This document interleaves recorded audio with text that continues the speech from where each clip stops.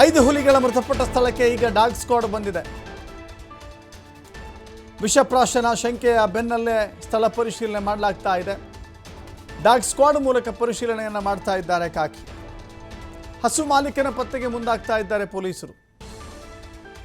ಮೊದಲ ಕೆಲಸ ಅಂತ ಹೇಳಿದ್ರೆ, ಯಾವ ವ್ಯಕ್ತಿಯ ಗೋವು ವ್ಯಾಘ್ರನ ದಾಳಿಗೆ ಬಲಿಯಾಗಿದೆಯೋ, ಹುಲಿಯ ದಾಳಿಗೆ ಪ್ರಾಣ ಕಳೆದುಕೊಂಡಿದೆಯೋ, ಖಂಡಿತವಾಗೂ ಆತನಿಗೆ ಒಂದು ನೋವಿದ್ದೇ ಇರುತ್ತೆ.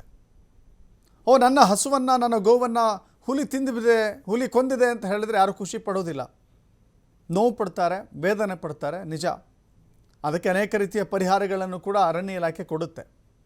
ವನ್ಯ ಪ್ರಾಣಿಗಳಿಂದ ನಷ್ಟ ಆದರೆ, ಪ್ರಾಣಿಗಳಿಗೆ ಹಾನಿಯಾದರೆ, ಬೆಳೆಗಳಿಗೆ ಹಾನಿಯಾದರೆ, ಜೀವಕ್ಕೆ, ಮನುಷ್ಯನ ಜೀವಕ್ಕೆ ಹಾನಿಯಾದರೆ ಇಂತಿಷ್ಟು ಪರಿಹಾರ ಅಂತ ಹೇಳಿ ನಿಗದಿಪಡಿಸಿದೆ.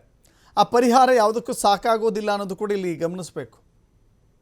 ಹಸುವನ್ನು ಕೊಂದಿದೆ ಅಂತ ಹೇಳಿದ್ರೆ ಇವತ್ತಿನ ದಿನಮಾನದಲ್ಲಿ ಹಸುವನ್ನು ಖರೀದಿ ಮಾಡಲಿಕ್ಕೆ 5,000ಕ್ಕೆ ಸಿಗುತ್ತಾ, 3,000ಕ್ಕೆ ಸಿಗುತ್ತಾ ಅಂತ ಬಿಡಿಗಾಸಿನ ಪರಿಹಾರವನ್ನು ಅರಣ್ಯ ಇಲಾಖೆಯಲ್ಲಿ ಕೊಡುತ್ತೆ. ಅರಣ್ಯ ಇಲಾಖೆಯ ಕಡಿಮೆ ಪರಿಹಾರವೂ ಕೂಡ ಇಲ್ಲಿ ಸಮಸ್ಯೆನೇ.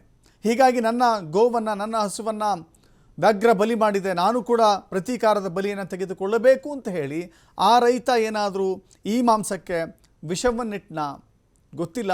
ತನಿಖೆಯ ನಂತರ ಸಂಪೂರ್ಣ ಮಾಹಿತಿಯನ್ನು ತಿಳಿದುಕೊಳ್ಳಬೇಕಾಗಿದೆ.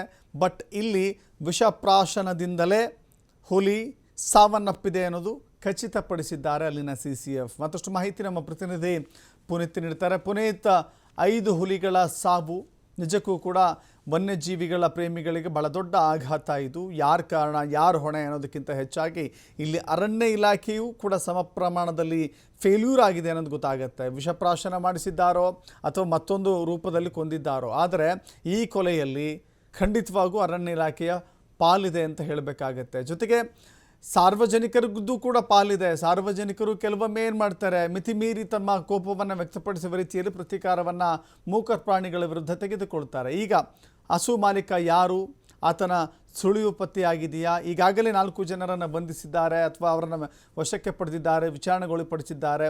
ಏನೆಲ್ಲ ಮಾಹಿತಿ ಸಿಗ್ತಾ ಇದೆ ಪುನೀತ್? ಹೌದು ದರ್ಶನ್, ಈಗ 4 ವಶಕ್ಕೆ ತೆಗೆದುಕೊಂಡಿದ್ದಾರೆ. ಜೊತೆಗೆ ಅವರನ್ನು ವಿಚಾರಣೆ ಒಳಪಡಿಸುವಂತ ಕೆಲಸ ಕೂಡ ನಡೀತಾ ಇರ್ತದೆ. ಇದನ್ನ ಪ್ರಮುಖವಾದಂತಹ ಅಂಶ ಈಗೇನಿದೆ, ವಿಷಪ್ರಾಶನದಿಂದಲೇ ಆ ಹುಲಿಗಳು ಮೃತಪಟ್ಟಿವೆ ಅನ್ನೋದು ಈಗ ದೃಢವಾಗಿರ್ತಕ್ಕಂಥದ್ದು. ಯಾಕೆಂತ ಹೇಳಿದ್ರೆ ವೈದ್ಯರಿಂದ ಆ ರೀತಿಯಾದಂತಹ ಒಂದು ಮಾಹಿತಿ ಈಗ CCF ಹಿರಾಲಾಲ್ ಅವರಿಗೆ ಬಂದಿರತಕ್ಕಂಥದ್ದು. 5 ಹುಲಿಗಳ ಈ ಒಂದು ನಿಗೂಢ ಸಾವಿನ ಪ್ರಕರಣ ಏನಿತ್ತು, ಅದರಲ್ಲಿ ಹುಲಿಗಳು ವಿಷದಿಂದಲೇ ಸತ್ತಿದ್ದಾವೆ ಅನ್ನೋದು ಇಲ್ಲಿ ವರದಿಯಿಂದ ತಿಳಿದು ಬಂದಿರತಕ್ಕಂಥದ್ದು. ಅದರಲ್ಲಿ ತಾಯಿ ಹುಲಿ ಸುಮಾರು 8 ವರ್ಷದ ಹುಲಿಯಾಗಿರ್ತಕ್ಕಂಥದ್ದು. ಇನ್ನು 10 ತಿಂಗಳ 4 ಮರಿಗಳು ಏನು ಮೃತಪಟ್ಟಿದ್ದಂಥದ್ದು. ಇದು ವಿಷಪ್ರಾಶನದಿಂದಲೇ ಆಗಿರ್ತಕ್ಕಂಥದ್ದು ಅನ್ನೋದು ತಿಳಿದು ಬಂದಿದೆ. ಆದ್ರೆ ಹಸುವಿನ ಒಂದು ಮೃತದೇಹ ನಾನು ಸಿಕ್ಕಿದೆ, ಅಲ್ಲಿ ಸಿಕ್ಕಿರ್ತಕ್ಕಂಥ ಹಸುವಿನಲ್ಲೇ ವಿಷವನ್ನ ಹಾಕಿದ್ರ ಅಥವಾ ಏನು ಹಸುವಿನ ದಾಳಿ ನಡೆದಂತ ಒಂದು ಹಿನ್ನೆಲೆಯಲ್ಲಿ ಹಸುವಿನ ಮಾಲೀಕ ಈ ರೀತಿಯಾಗಿ ಮಾಡಿದ್ದಾನೆ, ಎಲ್ಲದಕ್ಕೂ ಸಂಬಂಧಪಟ್ಟಂತೆ ಈಗ ವರದಿ ಬರಬೇಕಾಗಿರ್ತಕ್ಕಂಥದ್ದಷ್ಟೇ ಬಾಕಿ ಇರ್ತಕ್ಕಂಥದ್ದು. ಯಾಕಂತ ಹೇಳಿದ್ರೆ ಹಸುವಿನಲ್ಲಿ ವಿಷವನ್ನ ಹಾಕಿದ್ದಂತಹ ಸಂದರ್ಭದಲ್ಲಿ ಹಸುವಿನ ವಿಷದ ಮಾಂಸವನ್ನ ತಿಂದು ಹುಲಿಗಳು ಮೃತಪಟ್ಟಿದ್ದಾವೆ ಅನ್ನೋದು ಈಗ ಮಾಹಿತಿಯಲ್ಲಿ ಲಭ್ಯವಾಗಿದೆ. ಈ ಒಂದು ಹಿನ್ನೆಲೆಯಲ್ಲಿ ಹಸುವಿನ ಮೇಲೆ ದಾಳಿ ನಡೆದಿದ್ದಂತಹ ಕಾರಣಕ್ಕಾಗಿ ಹಸುವಿನ ಮಾಲೀಕನೇ ಈ ರೀತಿ ಮಾಡಿದ್ದಾನ ಅನ್ನೋ ಒಂದು ಶಂಕೆ ಈಗ ವ್ಯಕ್ತವಾಗಿರ್ತಕ್ಕಂಥದ್ದು. ಇನ್ನ ಯಾವ ಪ್ರಮಾಣದಲ್ಲಿ ವಿಷ ಇದೆ ಅನ್ನೋ ಒಂದು ವರದಿ ಈಗ ಲ್ಯಾಬ್ನಿಂದ ಬರಬೇಕಾಗಿರ್ತಕ್ಕಂಥದ್ದು. ಜೊತೆಗೆ ಹಸುವನ್ನ ಹುಲಿ ಬೇಟೆಯಾಡಿದಂತಹ ವಿಷಯಕ್ಕೆ ಸಂಬಂಧಪಟ್ಟಂತೆ ವಿಷ ಹಾಕಿದ್ಯಾ ಅನ್ನೋ ವಿಚಾರಕ್ಕೆ ಸಂಬಂಧಪಟ್ಟಂತೆ ತನಿಖೆಯನ್ನು ಮಾಡಲಾಗ್ತಾ ಇದೆ.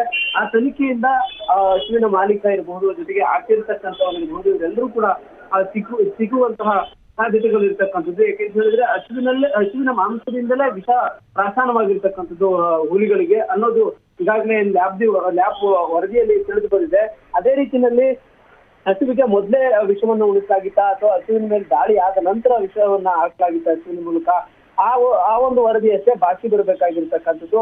ಈ ಒಂದು ಹಿನ್ನೆಲೆಯಲ್ಲಿ ಹಸು ಯಾರಿಗೆ ಸಂಬಂಧಪಟ್ಟಂತದ್ದು ಅಂತ ಹೇಳಿ ಈಗಾಗಲೇ ತನಿಖೆಯನ್ನ ಮಾಡಲಾಗ್ತಾ ಇರತಕ್ಕಂಥದ್ದು. ಆ ಒಂದು ಕಾರಣಕ್ಕಾಗಿ ಹಸುವಿನ ಎಲ್ಲಾ ಅಂಗಾಂಗಗಳನ್ನ ಲ್ಯಾಬ್ಗೆ ಕಳಿಸ್ತಕ್ಕಂಥ ಒಂದು ಕೆಲಸ ಆಗಿರತಕ್ಕಂಥದ್ದು. ಈಗಾಗಲೇ ಮುಖ್ಯವಾಗಿ ಏನು ಅರಣ್ಯದ ಕೆಲಸಗಾರರಿದ್ದಾರೆ, ಸಿಬ್ಬಂದಿಗಳೇನಿದ್ದಾರೆ, ಆ ಒಂದು ಅರಣ್ಯ ಸಿಬ್ಬಂದಿಯ ಒಂದು ನಿರ್ಲಕ್ಷ್ಯತನ, ಅಧಿಕಾರಿಗಳ ನಿರ್ಲಕ್ಷ್ಯತನ ಈ ತರದ ಒಂದು ಘಟನೆ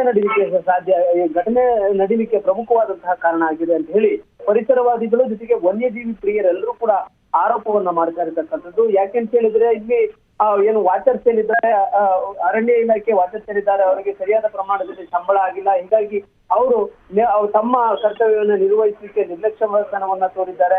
ಆ ಒಂದು ಸಂದರ್ಭದಲ್ಲಿ ಏನು ಹುಲಿಗಳು ಹಸುವಿನ ಮೇಲೆ ದಾಳಿ ಮಾಡಿರ್ಬೋದು. ಈ ಒಂದು ಕೋಪದಿಂದಾಗಿ ಅಲ್ಲಿಯ ರೈತರು ಏನಿರ್ತಾರೆ ಅವರು ವಿಷವನ್ನ ಹಾಕಿರ್ತಕ್ಕಂಥ ಸಾಧ್ಯತೆಗಳು ಇರಬಹುದು ಅಂತ ಹೇಳಿ ಅವರು ಅನುಮಾನಗಳನ್ನು ವ್ಯಕ್ತಪಡಿಸೋದ್ರ ಜೊತೆಗೆ ಅರಣ್ಯ ಇಲಾಖೆ ವಿರುದ್ಧವೂ ಕೂಡ ಆಕ್ರೋಶವನ್ನು ವ್ಯಕ್ತಪಡಿಸ್ತಾರೆ. ಯಾಕೆಂತ ಹೇಳಿದ್ರೆ ಹುಲಿ ಕ್ಷೀಣಿಸ್ತಾ ಇರತಕ್ಕಂಥ ಸಂದರ್ಭಗಳೀಗ, ಅದರಲ್ಲೂ ಕೂಡ 4 ಮರಿಗಳನ್ನ ಹೊಂದಿದಂತಹ ತಾಯಿ ಹುಲಿಗಳು ಕಂಡು ಬರತಕ್ಕಂಥದ್ದು ಬಹಳಷ್ಟು ವಿರಳ.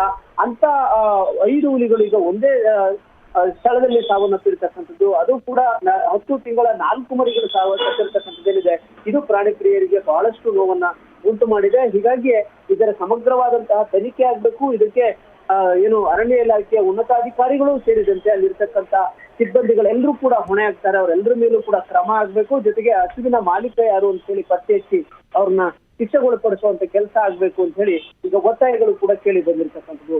ಈಗ ಪ್ರಮುಖವಾಗಿರ್ತಕ್ಕಂಥದ್ದು ಹಸುವಿನ ಮಾಲೀಕ ಯಾರು, ಆ ಒಂದು ವಿಷವನ್ನ ಹಾಕಿರ್ತಕ್ಕಂಥ ವ್ಯಕ್ತಿ ಯಾರು ಅನ್ನೋ ಒಂದು ತನಿಖೆ ಮಾತ್ರ ಬಾಕಿ ಇರ್ತಕ್ಕಂಥದ್ದು. ಇನ್ನು ಉಳಿದಂತೆ 5 ಹುಲಿಗಳು ಕೂಡ ವಿಷದಿಂದಲೇ ಸತ್ತಿದ್ದಾಗಲಿದ್ದು ಸ್ಪಷ್ಟವಾಗಿ ಈಗ ಗೊತ್ತಾಗಿದೆ. ಎಸ್, ಥ್ಯಾಂಕ್ ಯು ಪುನೀತ್ ನಿಮ್ಮೆಲ್ಲ ಮಾಹಿತಿಗೆ.